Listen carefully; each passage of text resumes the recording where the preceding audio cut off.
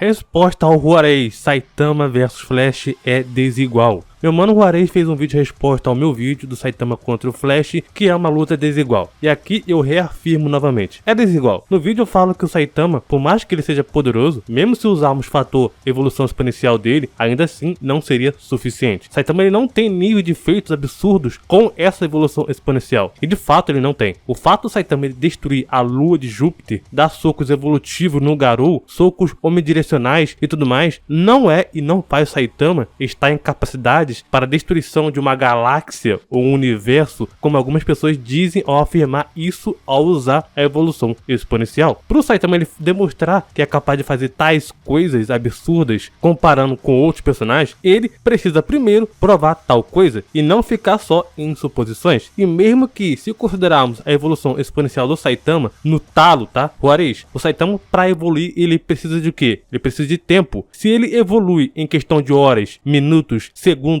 ou nanosegundos, o tempo que for, ainda assim ele vai precisar de quê? De tempo. E o tempo ele é algo que o Saitama não é e nunca vai ser superior ao Flash, por justamente o Flash ele transcender o tempo, ele controla o tempo, a velocidade faz parte dele. O conceito de velocidade de forma então abrangente, o Flash ele tem diversas habilidades e hacks para poder contrapor ao Saitama. Um deles, recentemente na HQ Flash número 13, é revelado que os ângulos de arcos comparam os velocistas a parasitas que sugam a velocidade. A Speed Force dá os poderes aos velocistas e eles agem como órgãos sensoriais vivos para conectar a Speed Force ao mundo. Ou seja, todo o conceito de velocidade de forma abrangente é aos velocistas que distribui isso. Saitama ele não só perderia a sua velocidade como um todo, mas o tempo que ele precisaria para poder evoluir também. Juarez, você diz que eu peguei auge do Flash e em nenhum momento do vídeo eu citei auge do Flash. Tudo que eu falei e que eu poderia falar mais sobre o Flash são apenas o Flash base. Os velocistas correram tão rápido que eles entraram no Time Stream e entraram no Hypertempo é o próprio Flash base normal. Seja então o Wally West, Bell Yala ou então Eldbar Town